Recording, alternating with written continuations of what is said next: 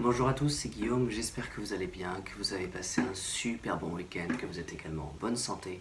On se retrouve pour le débrief de Lyon PSG, juste après l'introduction.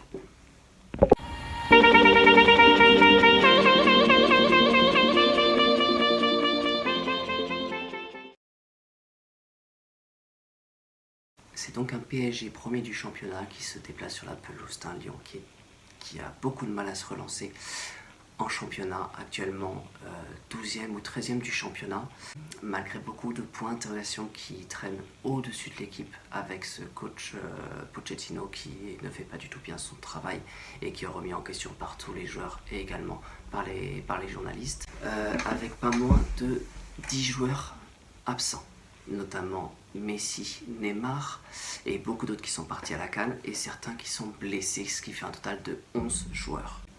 Avant ce match, la question principale posée par les journalistes, c'est faut-il faire jouer la jeunesse ou faut-il garder des titulaires? Malheureusement, Pochettino, qui n'a toujours pas fait de jouer de jeunesse, ne compte pas du tout les intégrer dans l'équipe en ce moment.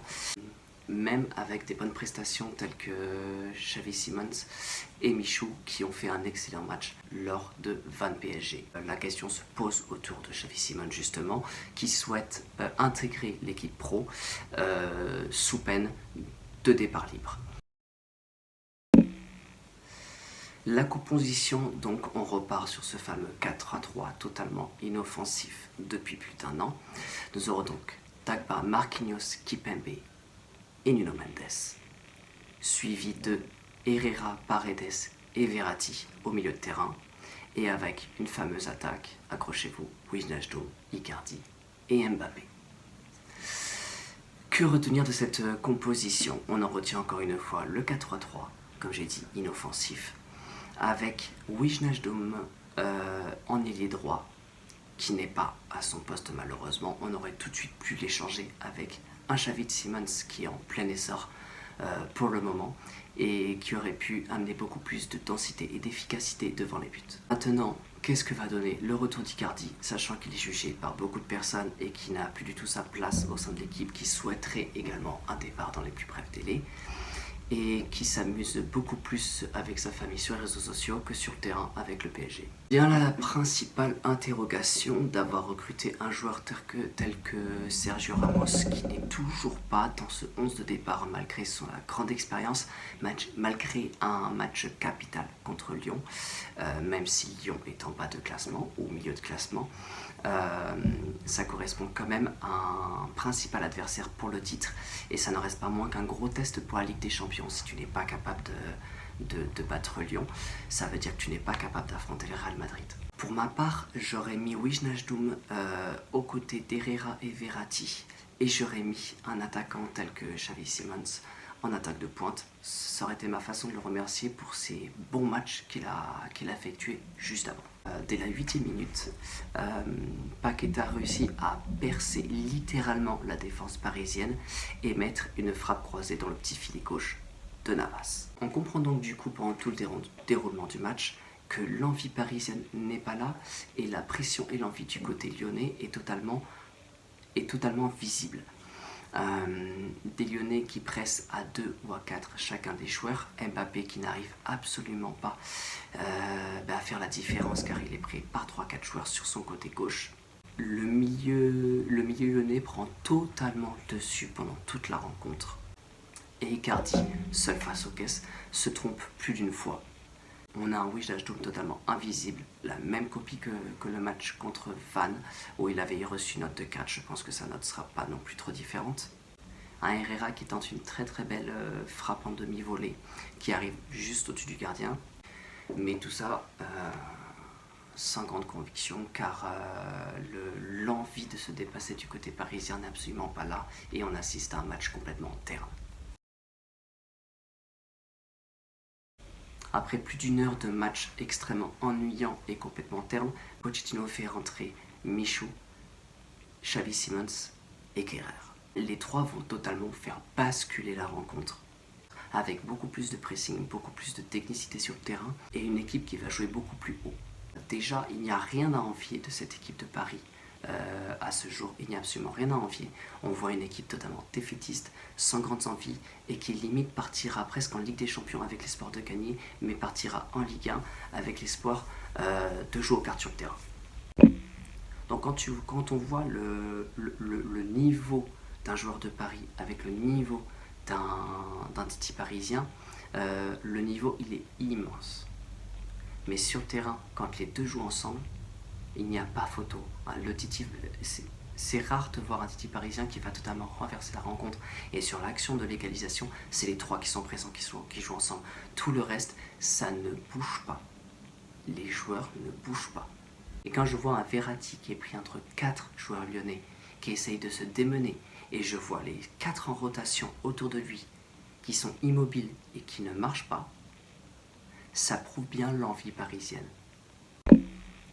Alors, est-ce que les joueurs sont toujours dans cette optique de se dire « c'est la Ligue 1, on n'en a rien à carrer » ? Je ne pense pas. Je pense qu'il y a un tel contraste entre le projet parisien et Pochettino sur le banc que les joueurs n'ont plus du tout d'envie. C'est le port de la dépression en fait. Ils ne veulent plus jouer pour ce coach. Et donc sur le terrain, ils n'ont plus envie de donner ce qu'ils ont reçu de Paris. Ils n'ont plus envie de le donner au coach. Le coach ne donne rien, les joueurs ne donneront rien du tout en retour. Mais contrastement, on a des Titi parisiens qui viennent sur le terrain et qui, eux, ont absolument envie de jouer pour le club qu'ils ont dans le cœur en fait. Donc c'est pour ça qu'ils vont se donner à fond. Vient maintenant le tour des tops et des flops. Pour le top, je n'arrive pas encore à me décider, car on a un Navas qui a totalement sauvé le PSG, qui a fait des arrêts monstrueux où ça aurait pu faire balancer encore une fois la rencontre et totalement anéantir le PSG avant l'égalisation. Et également Marquinhos qui a totalement tenu cette défense parisienne. Et je mettrai également un Verratti qui a su faire le relais entre la défense et l'attaque, qui a bien tenu son rang. Au niveau des statistiques, c'est celui qui a le mieux tenu. Malheureusement, pour une fois, Mbappé ne sera pas dans ce top-là, parce que même s'il est totalement rendu à lui-même, il n'aura pas réussi à faire la différence sur ce match-là. Au niveau des flops, le plus gros flop, c'est Pochettino. Composition totalement hasardeuse, sans conviction, aucun coaching durant le match, mis à part une entrée des Titi parisiens, mais au niveau du charisme qu'il pourrait apporter sur le terrain pour réveiller ses joueurs, c'est zéro. Suivi de Icardi qui a été complètement invisible sur le terrain. Donc Icardi sera mon deuxième flop car il ne remplit pas du tout son rôle et sa prestation est totalement catastrophique avec un 5 sur 10. Le bilan de ce match sera simple. Le PSG arrive encore une fois dans une phase la même que l'année dernière où ils ont fini à la deuxième place du championnat. Le bilan est extrêmement simple. On repart sur la même chose, c'est-à-dire qu'on a un PSG qui s'élève et qui attend la Ligue des Champions pour montrer quelque chose.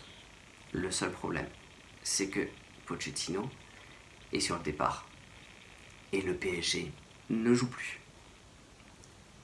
Donc malheureusement, on a beaucoup d'avance, mais on est en train de le perdre. Si on continue comme ça, on va refinir deuxième où l'équipe va totalement régresser. Le talent qu'a Pochettino, contrairement aux autres coachs, c'est que lui, il va te prendre les meilleurs joueurs du monde, les mettre dans une équipe et les rendre tous nuls à chier. On a un Verratti qui commence un match et qui n'arrive pas à trouver la